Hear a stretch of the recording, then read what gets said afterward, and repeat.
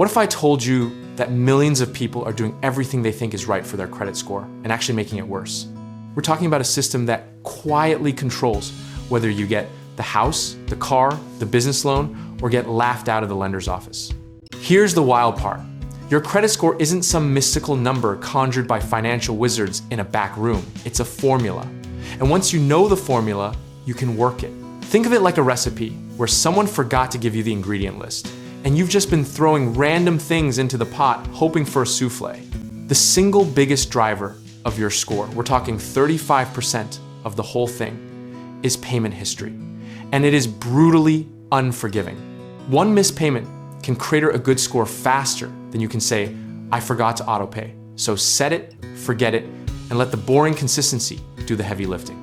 Coming in hot at number 2 is credit utilization, which is just a fancy way of asking how much of your available credit you're actually using. Ideally, you want to stay under 30%, but honestly, the lower, the better. So if your card limit is $10,000 and you're carrying a $4,000 balance, the algorithm is already side-eyeing you. Here's where it gets counterintuitive and a little absurd. Spreading your balances across multiple cards can actually help your score more than stacking everything on one card, even if the total debt is identical. It's the credit bureau equivalent of not putting all your eggs in one basket, except the eggs are debt, which is a sentence nobody expected to say today. Now, let's talk about the myth that has cost people real money and real opportunities. The idea that paying off a collection account immediately erases it from your report. That record can legally hang around for 7 years, like that one house guest who just needs a few weeks. But paying it off still matters, because future lenders can see you handled your business. Another myth we need to bury right now. Checking your own credit score does not hurt your score, full stop. That's a soft inquiry, completely harmless. And the fact that this rumor has survived this long is frankly an embarrassment to financial literacy everywhere. Here's a lesson from the people who actually have excellent credit. They treat their oldest accounts like vintage wine and never close them without a very good reason. Length of credit history accounts for 15% of your score.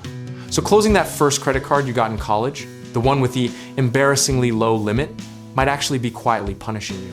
Credit mix matters too, meaning the bureaus actually reward you for responsibly managing different types of credit, like cards, installment loans, and mortgages, because it proves you can juggle, not just sprint. But don't go opening a car loan you don't need just to diversify. That's the kind of logic that ends with you explaining questionable decisions to a very confused lender.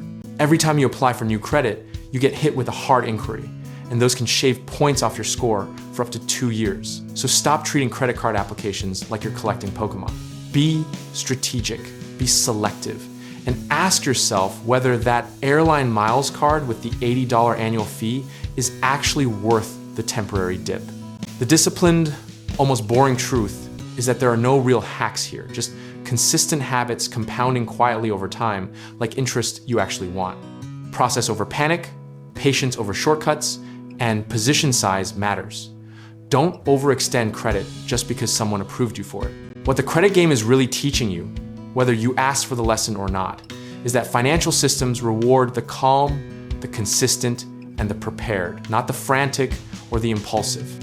Your score is essentially a character reference written in numbers, and every month you pay on time, you're adding another good line to that reference letter.